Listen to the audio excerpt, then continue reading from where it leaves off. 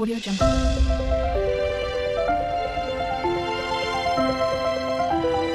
Audio Jungle.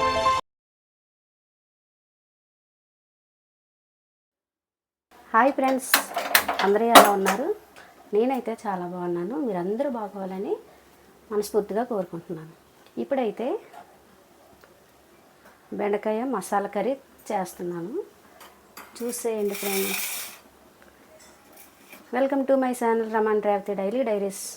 ఎవరైతే first time చూస్తున్నారో మన ఛానల్ సబ్స్క్రైబ్ చేసుకోండి, లైక్ చేయండి, షేర్ చేయండి. నేనైతే 150 గ్రాములు బెండకాయలు తీసుకున్నాను. ఇవి శుభ్రంగా కడిగేసుకొని తుడిచేసి నేను ఆయిల్లోనూ ఫ్రై చేసుకుంటున్నాను లైట్గా.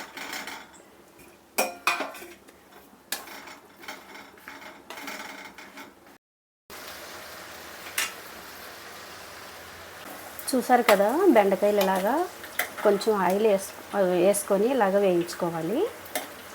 మగ్గాయండి. ఇప్పుడైతే తీసేస్తున్నాను నేను. ఒక ప్లేట్లోకి ఇలా తీసేసుకోవాలి. ఇలా మగ్గితే సరిపోతుంది. తక్కువ ఆయిల్ కూడా వేయించుకోవచ్చు, ఎక్కువ ఆయిల్ వేసి కూడా వేయించుకోవచ్చు, మీ ఇష్టం. నేనైతే తక్కువ వేసుకొని వేయించుకున్నాను, 2 టేబుల్ స్పూన్లు వేసుకొని. ఇప్పుడైతే జీలకర్ర వేసుకుంటున్నాను నేను. ఈ జీలకర్ర కొంచెం వేగిన తర్వాత ఆనియన్స్ తీసుకొని ఇలా చిన్న చిన్న ముక్కలు కట్ చేసుకొని ఇలాగా వేసుకొని వేయించుకోవాలి. అల్లం వెల్లుల్లి పేస్టు ఒక చిన్న స్పూన్ వేసుకుంటున్నాను నేను.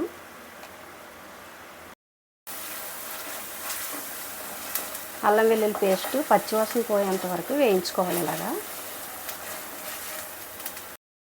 ఇప్పుడైతే ఆనియన్స్ అన్నీ ఇలా వేగిపోయాయి. దీంట్లోనే మనం ధనియాలు కూడా ఒక స్పూన్ వేసుకుంటున్నాను.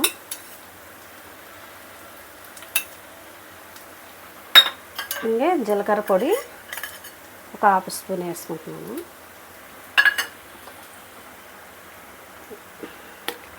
గరం మసాలా కూడా కొద్దిగా వేసుకుంటున్నాను నేను.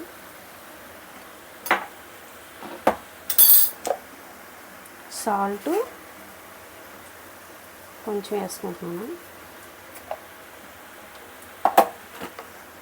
కారం ఒక స్పూన్ వేసుకుంటున్నాను.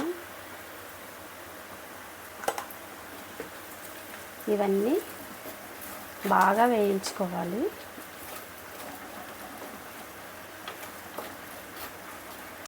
పసుపు చిటికెడంత వేసుకోవాలి.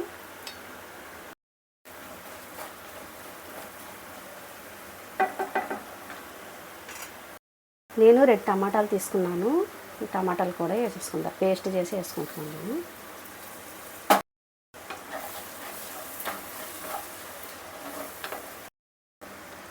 ఇవి మనం వేసుకున్న పొడులు. టమాటా కూడా బాగా ఆయిల్ పైకి వచ్చేంత వరకు వేయించుకోవాలి. మూత పెట్టి ఒక 3 నిమిషాలు మనం మూత పెట్టి ఉడికించుకుంటారు. పెరుగు మీద మనం ఇలా మిగడ ఉంటుంది కదా, ఆ మిగడ తీసుకొని మనం బాగా ఉండలు లేకుండా గిలకొట్టుకోవాలి. మనం ప్రెస్ క్రీమ్ ఉన్నా వేసుకోవచ్చు, లేదంటే ఇలా పెరుగు మీద మీగడ తీసుకొని ఇలాగా గిలకొట్టుకొని ఇందులో వేసుకోవాలి.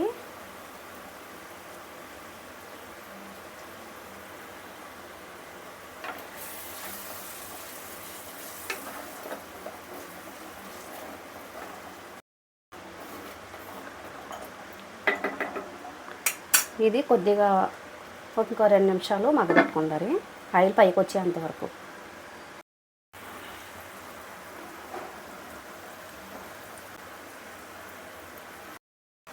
ఇప్పుడైతే ఆయిల్ చూసారు కదా, బాగా పైకి తేలింది. ఇప్పుడైతే బెండకాయలు వేసేసుకుంటారు మనం.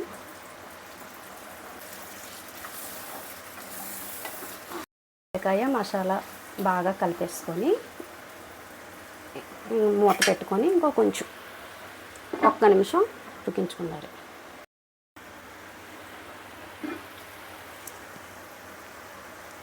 చూసారు కదా, ఇలాగా బెండకాయ ముక్కలకి మసాలా కారం మొత్తం అంటేటట్టు ఒక 2 నిమిషాలు ఉడికించుకున్నాను నేను.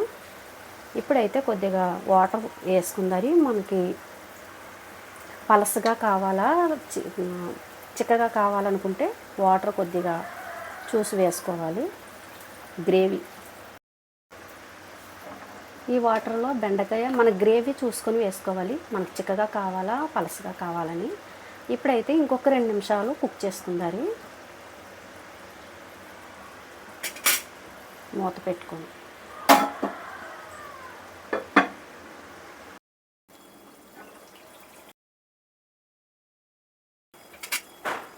చూసారు కదండి, బెండకాయ మసాలా కర్రీ రెడీ అయిపోయింది. ఇంతే, చాలా ఈజీగా చేసుకోవచ్చు. ఇది చపాతీ, రోటీ, అన్నంలో కూడా చాలా బాగుంటుంది. Okay friends, bye.